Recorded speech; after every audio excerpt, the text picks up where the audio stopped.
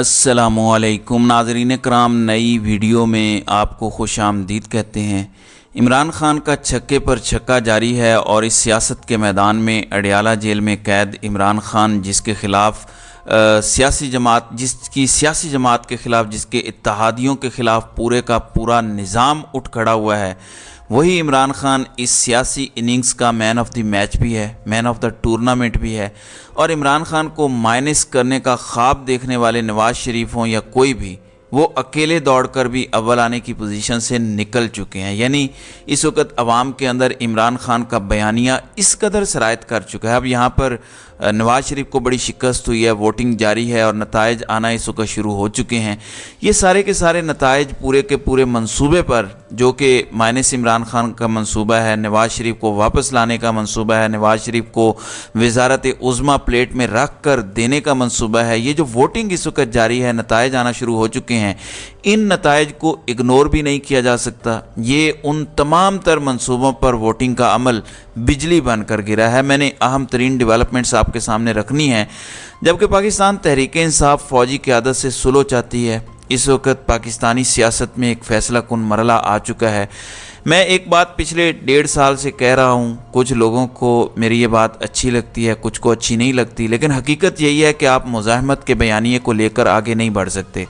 और जो लोग इमरान खान को मुज़ाहमत के बयानिए का मशवरा देते थे, जो कहते थे खान साहब जो आपको मुफाहमत सिखा रहे हैं ये बुज़दिल हैं, ये कॉम्प्रोमाइज़्ड हैं, ये तो एजेंट्स हैं, हम बहादुर हैं, हम आपको बताएंगे क्या बहादुरी होती है, हम आपको बताएंगे क्या दिलेरी होती है। सबसे पहले जब कप्तान पर बुरा वक्त आया तो वो सारे भाग गए, और वो सारे बुज़दिल, वो सारे कॉम्प्रोमाइज़्ड लोग जो इमरान खान को मशवरे देते थे कि खान साहब मुज़ाहमत नहीं मुफाहमत को लेकर चलना है, वो आज भी कप्तान के साथ खड़े हैं, क्योंकि उन्हें पता है कि कप्तान मुल्क के लिए ठीक है, कप्तान मुल्क के लिए एक विजन रखता है।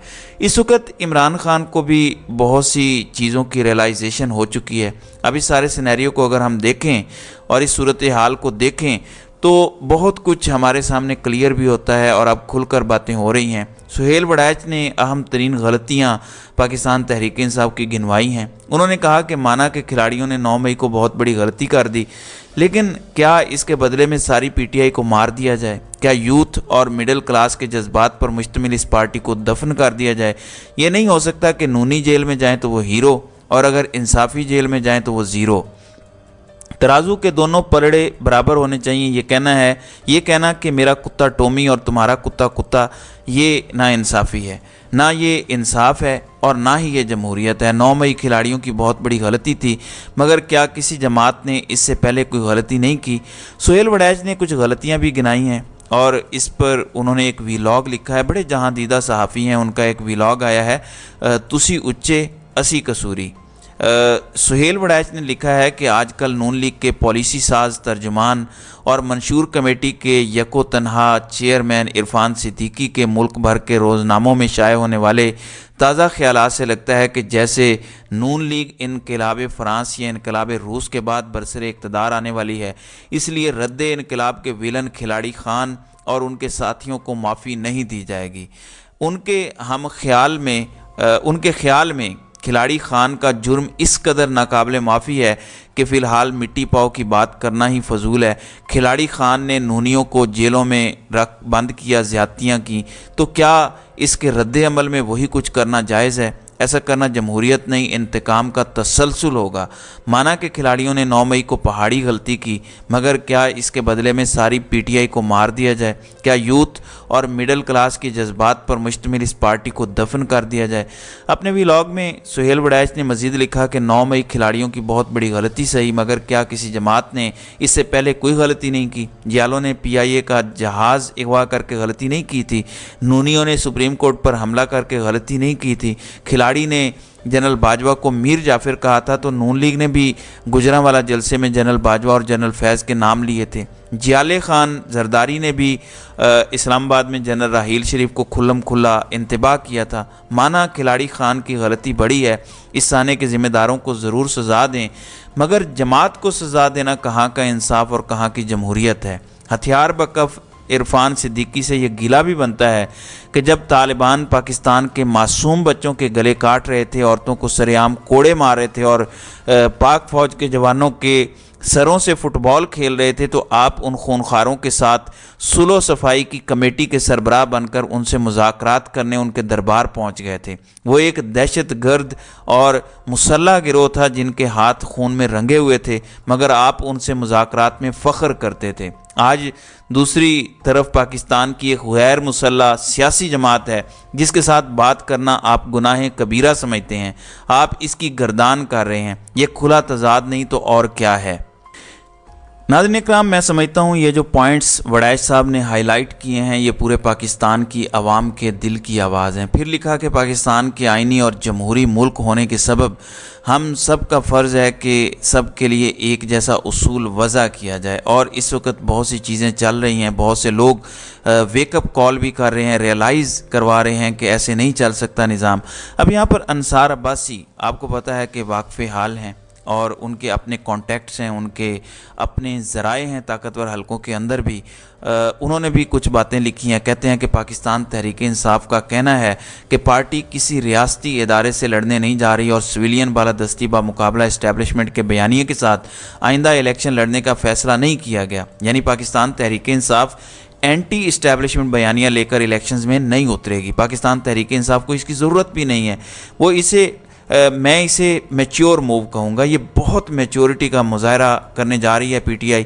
پھر پی ٹی آئی کے سیکرٹری اطلاعات ہیں رؤف حسن، انہوں نے پارٹی کے وکیل بیرسٹر گوہر خان کے اس بیانیے سے پارٹی کی دوری ظاہر کیا کہ آئندہ الیکشن میں پی ٹی آئی سویلین بالادستی بمقابلہ اسٹیبلشمنٹ کے بیانیے کے ساتھ میدان میں اترے گی۔ بیرسٹر گوہر خان نے یہ بات پیر کی رات ایک پروگرام میں کہی تھی۔ پی ٹی آئی کے سینئر رہنما اور عمران خان کابینہ کے رکن علی محمد خان سے جب پوچھا گیا تو انہوں نے رؤف حسن کے بیان کی تائید کی اور کہا کہ پی ٹی آئی کی کور کمیٹی ہے اور نہ ہی کسی سطح پر قیادت نے ایسا کوئی فیصلہ کیا ہے کہ سویلین بالادستی بمقابلہ اسٹیبلشمنٹ کا بیانیہ اختیار کیا جائے گا۔ پارٹی الیکشن میں عمران خان کے اس عزم کے ساتھ میدان میں اترے گی کہ ملک کو ریاست مدینہ کے اصولوں کے تحت اسلامی فلاحی ریاست بنایا جائے۔ رؤف حسن نے کہا کہ پی ٹی آئی کسی ادارے سے لڑائی نہیں چاہتی، نہ ہم کسی ادارے سے لڑیں گے اور نہ ہمیں ایسا کرنا چاہیے۔ پی ٹی آئی جمہوری حدود، قانون، آئین اور سویلین آزادی کی حدود میں رہتے ہوئے جد و جہد پر یقین رکھتی ہے۔ انہوں نے کہا کہ کوئی اس طرح کا اگر بیان دے رہا ہے تو یہ اس کا ذاتی بیان ہو سکتا ہے اور پارٹی اسے سمجھائے گی، پارٹی کا یہ موقف ہرگز نہیں ہے۔ اس وقت جو صورتحال ہے ناظرین اکرام، اس وقت پارٹی کے لیے مشکلات بھی ہیں، پارٹی سے بہت سے لوگ علیحدگی اختیار کر چکے ہیں، چیئرمین، وائس چیئرمین اور صدر جیل میں ہیں، کئی دیگر رہنما اور پارٹی ورکرز کی بھی ایک بڑی تعداد پولیس یا فوج کی تحویل میں ہے، اور 9 مئی کے واقعات فوجی امارات بشمول G H Q, corps commander house, Mianwali air base اور کئی دیگر مقدمات کا انہیں سامنا ہے۔ جو لوگ پارٹی میں رہ گئے ہیں یا پارٹی چھوڑ کر جا چکے ہیں، اب وہ ان واقعات پر عمران خان کے اسٹیبلشمنٹ مخالف بیانیے پر بھی بات کر رہے ہیں۔ اب ایک نیریٹو جو ہے وہ پروان چڑھ رہا ہے، سینٹی جو ہے وہ پریویل کر رہی ہے۔ یہی اس وقت ریکوائرمنٹ ہے اس ٹائم کی، جو پاکستان تحریک انصاف کا یہ موو ہے۔ دوسری جانب آنکھیں کھولنے کے لیے بہت سی چیزیں کافی ہیں۔ اس وقت سرویز کا انبار لگا ہوا ہے، میں پچھلی ویڈیوز میں بیان بھی کر چکا ہوں، اور بہت جلد آپ دیکھیں گے کہ الیکشن کے حوالے سے سروے کرنا یا ایون لوگوں سے یہ پوچھنا کہ نواز شریف یا عمران خان، اس پر بھی پابندی عائد کر دی جائے گی، اور بہت جلد اس چیز پر بھی پابندی عائد کر دی جائے گی کہ آپ ٹویٹر پہ پول کروائیں۔ کل نون لیگ والوں نے ٹویٹر پہ پول کروایا، منہ کی کھائی بھاگ کھڑے ہوئے، بعد میں بیچارے کہتے کہ وہ پی ایم ایل ڈیجیٹل والا اکاؤنٹ تو ہمارا ہے ہی نہیں۔ ایون کسی نے کسی نے ویریفائی کر لیا، تو پھر اسے آپ کے سارے ٹاپ کے عہدیداران فالو کیوں کر رہے ہیں؟ پھر اس کے بعد وہ ڈیلیٹ کیا گیا پول، بیک ٹو بیک پولز ہو رہے ہیں۔ اقرار الحسن نے پول کروایا کہ آپ کے خیال میں عمران خان اور ان کی تحریک انصاف کو الیکشن لڑنے کی اجازت ہوگی، تو 74% لوگوں نے کہا کہ اجازت ہونی چاہیے۔ پھر انہوں نے سوشل میڈیا کے رجحانات اور گلی محلوں میں عوام کی رائے جانچنے کے بعد میرا خیال ہے کہ اس پول کے جواب میں 80% کے خلاف کے قریب افراد کا جواب عمران خان ہوگا، یہ انہوں نے کہا ہے۔ دیکھتے ہیں میرا تجزیہ کس حد تک درست ثابت ہوتا ہے۔ آپ کسے پاکستان کا اگلا وزیر اعظم دیکھنا چاہتے ہیں؟ عمران خان، نواز شریف، مریم نواز یا بلاول بھٹو زرداری؟ اس میں 70% سے زائد لوگوں نے عمران خان کو ووٹ دیا۔ پھر کامران خان نے بھی پول کیا ہے کہ آئندہ الیکشن میں آپ کس کو ووٹ دیں گے؟ نواز شریف، آصف زرداری اور عمران خان کو آخری آپشن رکھا۔ نواز شریف کے لیے 21%، زرداری کے لیے 4% اور عمران خان کے لیے 75%۔ تو یہ ایک کلیئر میسج ہے، یہ ایک واضح میسج ہے، اور اس سے زیادہ کلیئرٹی نہیں ہو سکتی۔ یہ پولز آئی اوپنر ہیں۔